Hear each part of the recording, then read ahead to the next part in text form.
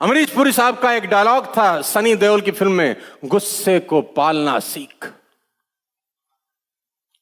हैं? कातिया है ना, याद है? गुस्से को अगर रिस्पॉन्ड करना चाहते हो उसकी बात को जो आपको बुरी लगी है, हो सकता है किसी की बात आपके दिल पे लगी भी हो, रिस्पॉन्ड करना चाहते हो, इतना कामयाब हो जाओ कि तुमसे मिलने को लिए तरस जाए वो आदमी जिसने तुम्हारी बत्ती में आग लगाई थी। Remember my words ladies and gentleman, life is 10% what happens to you and 90% how you react. Life is 10% what happened to you and 90% how you react to it। जिंदगी में क्या होता है उससे जिंदगी से कोई फर्क नहीं है, जो होता है उसके बाद आप रिएक्ट क्या करते हो वो आपकी जिंदगी में बहुत बड़ा डिफरेंस पैदा करता है। और मैं फिर कहता हूं, कभी जिंदगी में रिएक्ट नहीं करना, रिस्पॉन्ड करना, क्योंकि दोनों में जमीन और आसमान का फर्क है। एग्जाम्पल के साथ समझाता हूं तो जल्दी समझ में आएगा। आपकी स्क्रीन पर एक तस्वीर है जिसका नाम है थॉमस अल्वा 1914 की घटना है।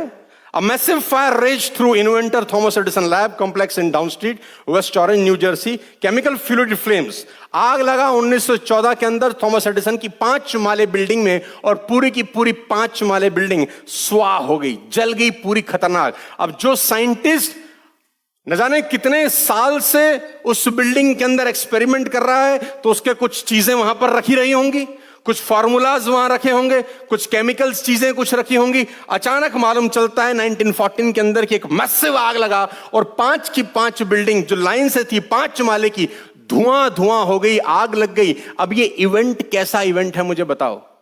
भयंकर इवेंट है, खतरनाक इवेंट है। ऐसे ऐसे बच्चे हैं, बुरा मत मानना, जिनके नंबर अच्छे नहीं आते वो सुसाइड अटेम्प्ट करते हैं। इवेंट है, ये भी एक इवेंट है। जिंदगी में आपने, जिंदगी ने एक चुनौती पेश करी है, राइट? एक इवेंट है, एक एक्टिविटी है। किसी लड़की ने आपको मना कर दिया, ये भी एक इवेंट है। आउटकम आपके रिस्पॉन्ड के ऊपर डिपेंड करता है। लेडीज एंड जेंटलमैन, आउटकम का इवेंट से कोई लेना देना नहीं है। आउटकम आपके हाथ में है, इवेंट आपके हाथ में नहीं है। आउटकम जैसा तुम चाहते हो वैसा होगा बिकॉज ऑफ द आर, और वो आर है रिस्पॉन्स।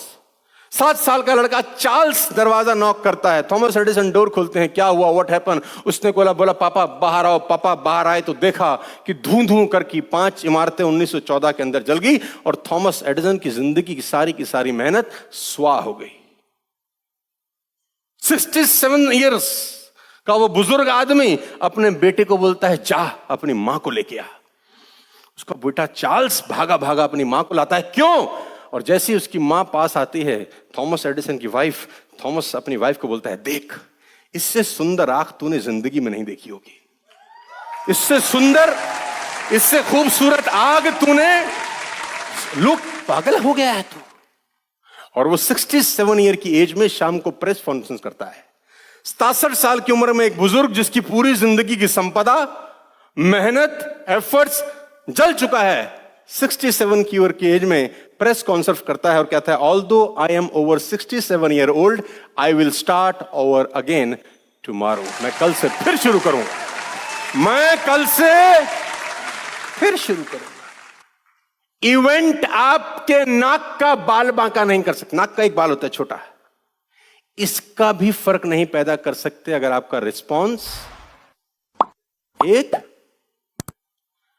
ऐसी ऐसी घटनाएं हैं, बच्चों के 95% मार्क्स आए, बच्चा सुसाइड कर जाए। 95%।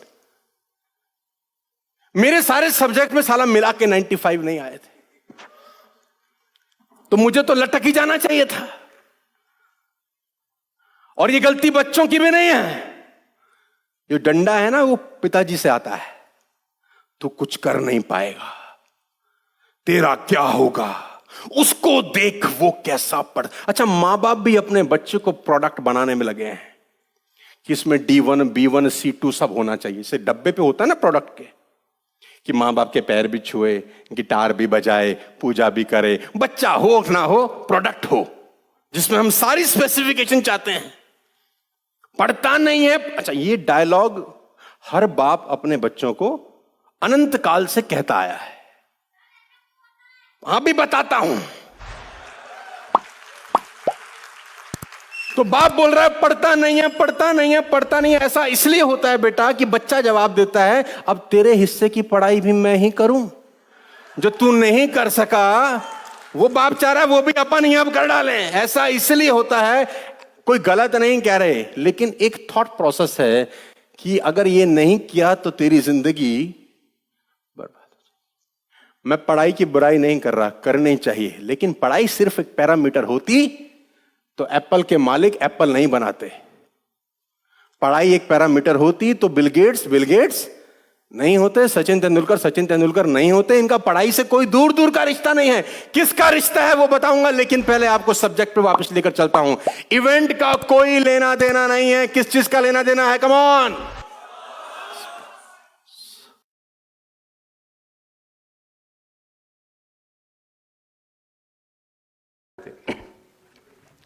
मैं पास आउट हूं फरीदाबाद डीपीएस से, दयानंद पब्लिक स्कूल। हाँ, इसलिए बोलते हैं ताकि थोड़ा सा रिच फीलिंग आती है, you know. Dayanand public school बहुत ही एक औसत स्कूल था हमारे टाइम के अंदर, और मैं उससे पास आउट हूं। और बिलो एवरेज स्टूडेंट हुआ करता था अपने स्कूल के अंदर, और 8th में 6 सब्जेक्ट में 5 में फेल हो गया था, 1 में पास था। तो मेरे प्रिंसिपल ने मेरे पिताजी को बुला के कहा कि एक लड़का एक सब्जेक्ट में कुछ ज्यादा ही मेहनत कर रहा है। क्लास में 40 बच्चे होते थे और हमारा नंबर 36, 37, 38 आता था। इस बात की हमेशा तसल्ली है हमको कि 40वें नंबर पे कभी नहीं गए हम। और ये हंस तो ऐसे रहे सारे स्कॉलर बैठे हो जैसे यहाँ पे, जैसे पद्म विभूषण पद्म श्री सब यहीं आए हो अवतार लेकर। ये मेरी कहानी है। स्कूल में हम लोग बहुत नालायक हुआ करते थे। 11th में फेल हो गया मैं, और फर्स्ट ईयर में भी फेल हो गया था। ये कहानी बतानी बहुत जरूरी है, और ये कहानी बताने के पीछे मोटिव बड़ा सिंपल सा है कि हमारे ऐसा नालायक आदमी अगर वहां से उठ के यहां आ सकता है तो ये संभावना किसी के लिए भी सक्षम है।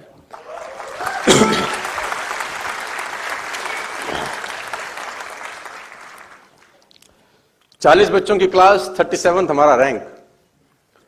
मिडिल क्लास फैमिली की कहानी।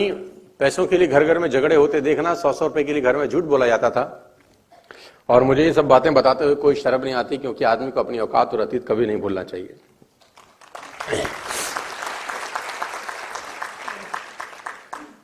मैं अपने 2 दोस्तों के बारे में जरूर बताना चाहता हूं यहां पे, जिनसे मुझे बड़ी प्रेरणा मिली अपने जिंदगी में, अपने जीवन काल के अंदर। एक लड़के का नाम था राजेश शुक्ला, और वो लड़का मेरे साथ 12 के 12 साल दयानंद स्कूल में पढ़ता रहा, और वो 12 के 12 साल फर्स्ट आया। आपको जान के बहुत हैरानी होगी, बहुत कम ऐसा होता है कि एक ही बच्चा हमेशा टॉप पे रहे, क्योंकि ये तो सफलता में कभी आप ऊपर जाते हैं, कभी आप नीचे जाते हैं, तो वो पेंडुलम चलता रहता है इधर उधर इधर उधर। लेकिन वो राजेश की मैं बड़ी इज्जत करता हूं, और मेरा बड़ा अच्छा दोस्त है। अभी कभी कभी मुलाकात भी मेरी उससे हो जाती है। वो 12 के 12 साल फर्स्ट आया। कोई माई का लाल नहीं पैदा हुआ जो उसको सेकंड कर सके। पता नहीं क्या खाता था, उसकी माँ उसको कैसे पढ़ाती थी। ड्राइंग बहुत शानदार थी, पढ़ता बहुत शानदार था, खूबसूरत बहुत था, लड़कियां उसी पे मरती थी। मतलब ऐसे कहता है कि कोई पुण्य किए होंगे, ऐसा जन्म मिला उसको। 12 के 12 साल फर्स्ट आया सर। सेकंड लड़के पे, जो सेकंड लड़का आता था मेरी क्लास में, उसका नाम था शरद यादव। मेरा बड़ा अच्छा दोस्त है, अभी कभी कभी उससे भी मेरी मुलाकात होती है। वो 12 के 12 साल सेकंड आया। बड़ी अजीब इत्तेफाक था मेरे स्कूल के अंदर, मेरी क्लास के अंदर, कि फर्स्ट आने वाला 12 साल सेकंड ना हो सका, सेकंड वाला पूरी मेहनत करके फर्स्ट ना जा सका। और दोनों में कट थ्रोट कंपटीशन था, दोनों अगल बगल में रहते थे, और उन दोनों के कंपटीशन के कारण उनके घर वालों का भी कंपटीशन था। 3rd, 4th, 5th रैंक के लिए जरूर लड़ाई झगड़ा चलता था क्लास के बच्चों में। अपने को कोई टेंशन नहीं थी। 36, 37, 38 हमारो क्या दिक्कत थी। हमारे को तकलीफ तब होती थी जब असेंबली की जाती थी। जब असेंबली होता था 1 बरस के बाद, तो इनाम दिए जाते थे हमारे टाइम के अंदर, है ना। First rank goes to mister Rajesh, हमको पता था कि इसी को मिलता है सब। Second goes to Sharad, third goes to ABCD चलता रहता था। और मुझे याद है अच्छे से, आपको मैं इतिहास में ले जाना चाहूंगा। जो फर्स्ट रैंक आता था लड़का, उसको राजदूत का ज्योमेट्री बॉक्स दिया जाता था। तुमको इतिहास में अगर मैं ले चलूं, उसमें एक कंपास होता था, एक डी, एक स्केल। एक कंपास होता था जिसमें 2 चोंच होती थी। हमको समझ आज तक नहीं लगा साला बनाई क्यों गई थी ये, काहे को चूल लेनी है 2 चोंच। तुमको याद आया कुछ? तो राजदूत का पेंसिल बॉक्स मिलता था, the first rank goes to mister Rajesh. तो हम असेंडिंग ऑर्डर में बैठते थे, जिसका हाइट छोटा होता था वो आगे बैठता था, ऐसे ऐसे हम लोग असेंबली में बैठते थे।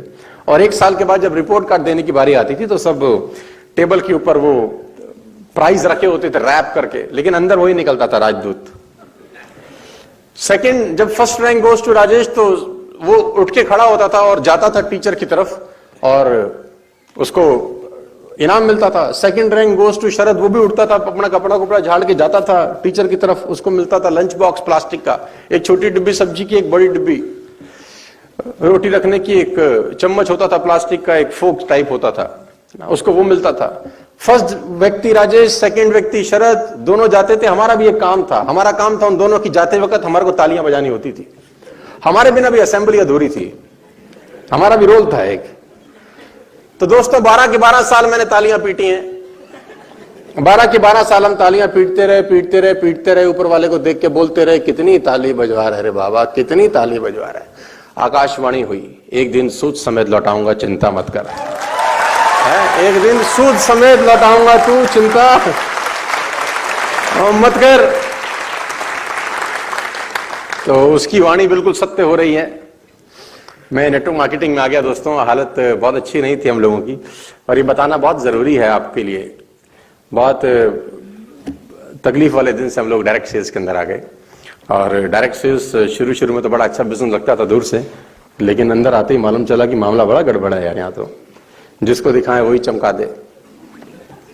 और मुझे याद है अच्छे से कि 5-6 पेटेंटेड डायलॉग थे लोगों के पास, जो लोग हमको बोलते थे। और उसमें से एक प्रमुख था, एक डायलॉग प्रमुख था कि जब हम किसी को बिजनेस दिखाने जाते थे तो एक डायलॉग बोला जाता था, तू करोड़पति बन जा, तेरी गाड़ी में घूम लेंगे। हमारे पास स्कूटर था, तो हम बोलते थे गाड़ी आएगी मर्सिडीज, घोड़ा, बंदूक, जेसीबी, बुलडोजर सब खरीदेंगे हम एक दिन, देखना हमारी जिंदगी क्या सेट हो जाएगी।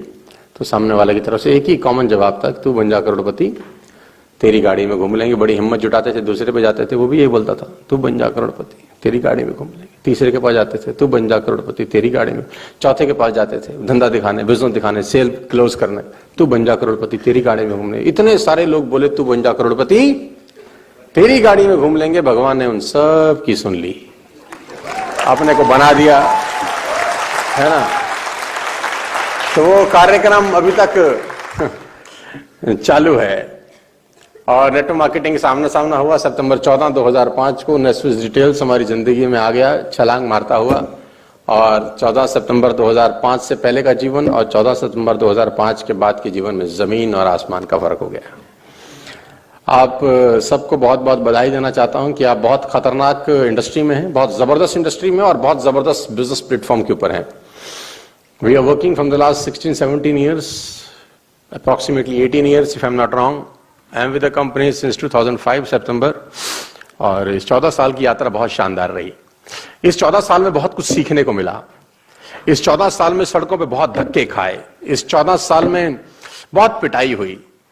और आपके लिए खुशखबरी मेरे पास ये है कि आने वाले समय में बहुत सारे लोग इस प्लेटफॉर्म से, नेटवर्क मार्केटिंग इंडस्ट्री से करोड़पति और अरबपति होने वाले हैं। आने वाले टाइम के अंदर ये इंडस्ट्री बहुत सारे लोगों को बहुत सुपर पिपी रिच बनाने वाली है। अरबों खरबों रुपए लोगों के हाथों से इधर उधर जाने वाले हैं, लेकिन मैं चाहता हूं कि वो हाथ आपके हों। अरबों खरबों रुपए लोगों के हाथ से इधर उधर जाएंगे, मैं चाहता हूं वो हाथ आपके हों।